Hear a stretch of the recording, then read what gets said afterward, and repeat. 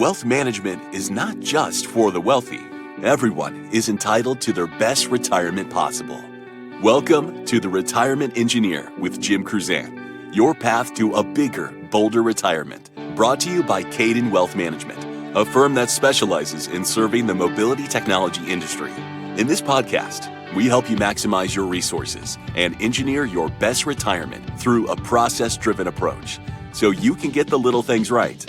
Drawing from years of expertise, Jim and his guests will simplify complex wealth management strategies and explore actionable ideas to help you protect your hard-earned wealth and take control of your future. Now, on to the show.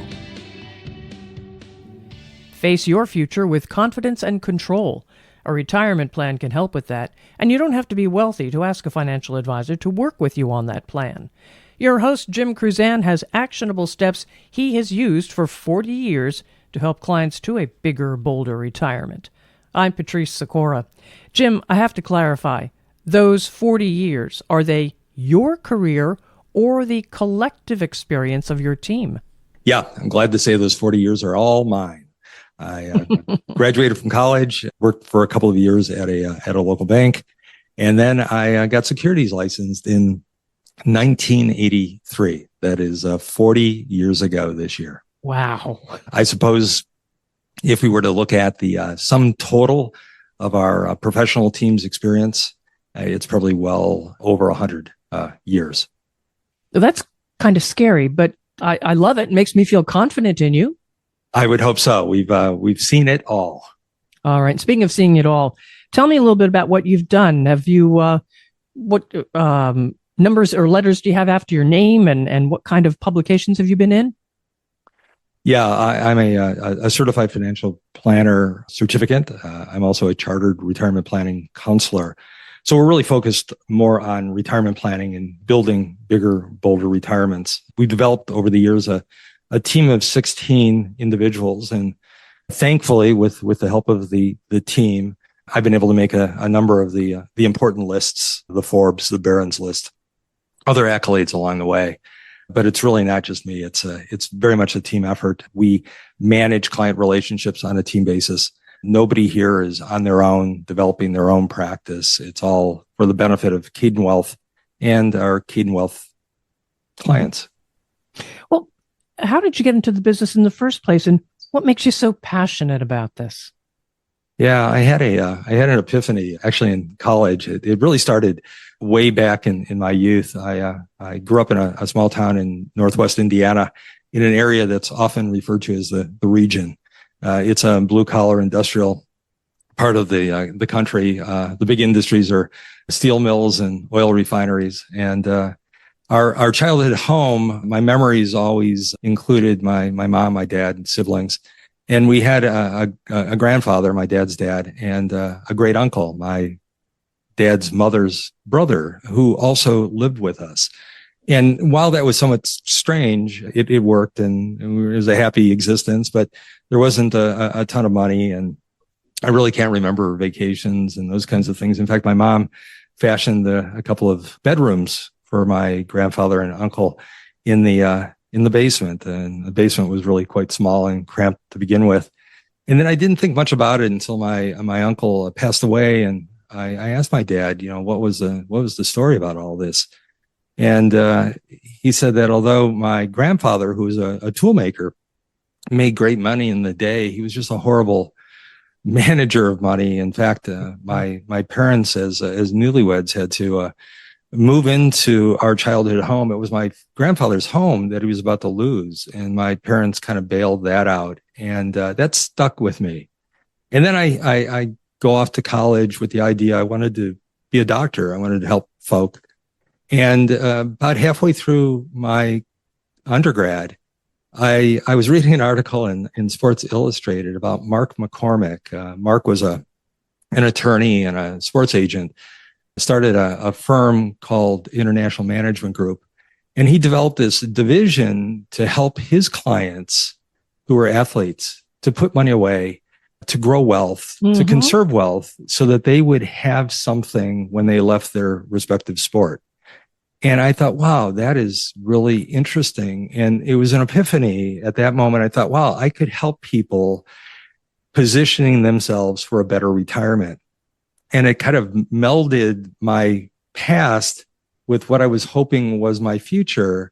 And it was the very next quarter, I go into the university. I changed my majors all up and graduated. In my junior year, which was quite a feat. And, graduated with a degree in finance, and the rest, as they say, is history. That's a fantastic story. Absolutely. Yeah. So you really found your calling.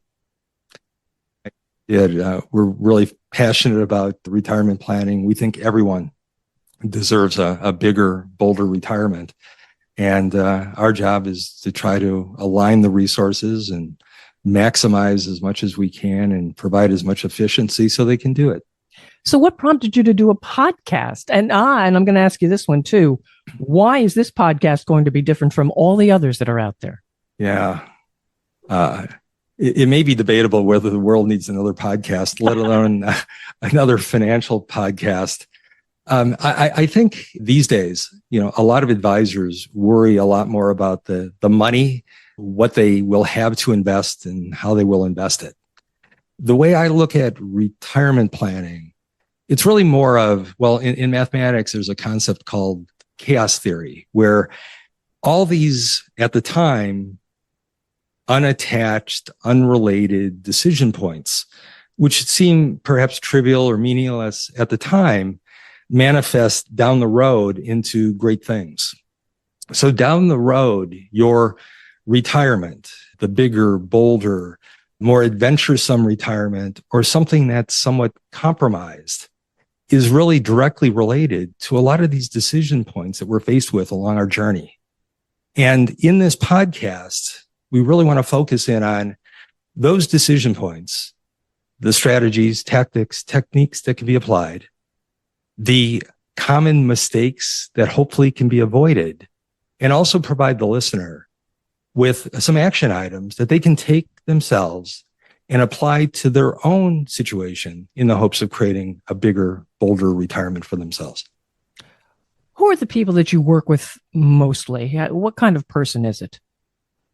Yeah, our practice, although we certainly, our skill set is certainly transferable, the vast majority of our clients belong to what I would call the mobility technology industry. That would be automotive, aeronautical engineering, defense contractors. Think of it as men and women who design, engineer, and manufacture modes of technology that move people or things from one location to another. And over the years, many of our clients have left traditional automotive and are working for companies like Apple and Tesla, working on electrification and really working on some really incredible technologies. Because our client base is engineers and scientists, we're also very process-oriented. Because our clients generally have accumulated their wealth slowly over a career, 30, 35, perhaps 40 years of denying spending and putting it away in some type of a corporate plan, that money is personal. It's quite a bit different than an advisor who perhaps would be working with an entrepreneur who decides someday to sell the business his grandfather started, and here's a check for several tens of millions of dollars. What can we do? Our clients have accumulated a great deal of wealth, but they wouldn't be necessarily super wealthy. As a result, every decision, every strategy has to be on point. Whereas the greatly wealthy can make a number of mistakes along the way, and they'll still be perfectly fine. So our focus is really on what we can do to enhance retirement by just doing a little bit better job. Is that basically your evolutionary wealth process? Correct. Because we work with so many engineers, we are very process oriented. I would say that our process is not necessarily that different than many other financial planning firms. If you're a certified financial planner certificate, you generally will have a 5 or so step process. Our process happens to be 6 steps. And I'm not going to go through each of those steps, but I will focus on both the first step and the very last step. Our first step is what we refer to as explore the possibilities. In many cases, that step is referred to as discovery elsewhere. And in that step, to a large degree, it's primarily let's share data. What do you got? Where? How much do you need? And when do you need it? Our focus is a little different. Sure, that information is important, but we really want to take a step back. We really want to say, how do you envision your retirement? And now let's see if we can envision it bigger. What would that look like? I've been playing with this concept of supersizing. Think of it as supersizing one's retirement.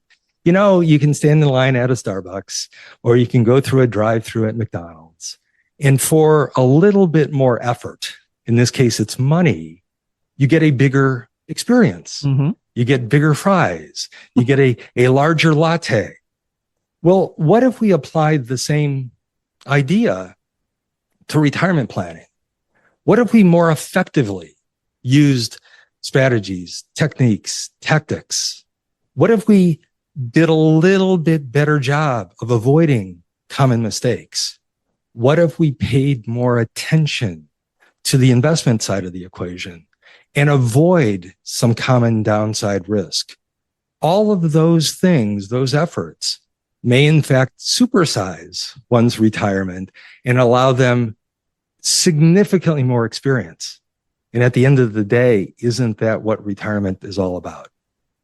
And then the very last step we refer to as strategies and tactics. And it's really just simply the cadence of meetings that we would have with the client. 1, 2, 3 reviews where the focus is really, hey, how are we tracking toward that bigger, bolder retirement? And has something happened along the way that might cause us to have to refine or modify or adjust? And that's the process that we use. And we have a number of deliverables that will help our clients identify where they are, what's been accomplished, and what more is there left to do. Now, in an earlier conversation, you mentioned local, liquid, transparent. Explain that. Yeah. If a potential client came in the office and said, hey, okay, what at the end of the day, how are you really all that different? Because you invest money, you provide advice, everybody else down the road says the same thing. So how are you really different?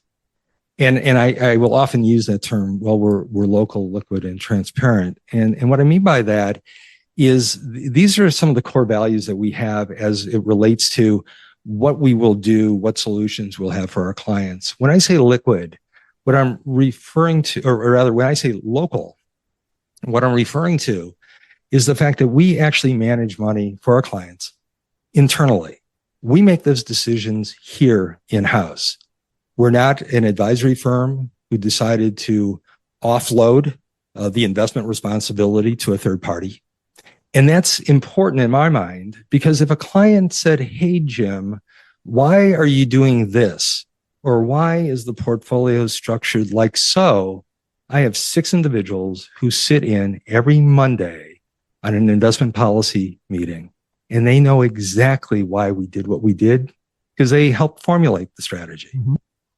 Completely different than an advisor who is offloading responsibility. That communication, that dialogue would be more like, great question. Let me call the liaison at the investment firm, see if he can talk to the portfolio manager, and I can ask the question then, and hopefully he'll have the time to answer, and then he'll come back to you. And if I remember that you asked the question in the first place, I might eventually get the answer down to the client. Maybe 2 or 3 weeks of out. Yeah, 2 or 3 weeks. Quite a bit different. So that's local. Liquid, there's absolutely nothing that we would use as an investment solution that I can't get out of today. And that's a big statement, because today there's so many products being sold that have liquidity restrictions, that have a 2-year tie-in, annuities that can have as much as a 10-year surrender charge, assets that might not even have a secondary market, which means clients are stuck until they eventually liquidate. Things change way too rapidly. Events within the client's world, tax structure, fiscal, monetary policy, and to have something with illiquidity just absolutely doesn't make sense in our mind. And then the last is transparency. And that's really two issues. One, there's a tremendous amount of transparency in terms of how we charge, what the fees look like, how the fees are calculated. And those are identified on our statements and in black and white. But there's also a tremendous amount of transparency as to the strategies we use, the thoughts around those, and why. And a really telltale sign is when times are troubling and there's a tremendous amount of angst in the marketplace, all we have to do is measure the number of panicked or concerned calls we get from our client base. And currently we have 715 families that we work with all across the country. And we get very, very few calls because we're engaged. The clients understand what we're doing. They understand why we're doing it. And they understand what the value proposition is. So local, liquid, transparent. All right. Thank you for that. Now, the name of your firm, Kaydan Wealth. Spell that for me. And where did you get that name? Yes. Kaydan Wealth is Kaydan. That's two A's, no E's, which is a common misspelling. So I named Kaydan after my two children. Our daughter is Kaylee and our son is Brendan. And it was shortly after Brendan's birth that I renamed the firm Kaydan. And at the time, I was thinking of other names, and I knew I didn't want to name the practice after my own name, Kruzan Financial or something to that effect.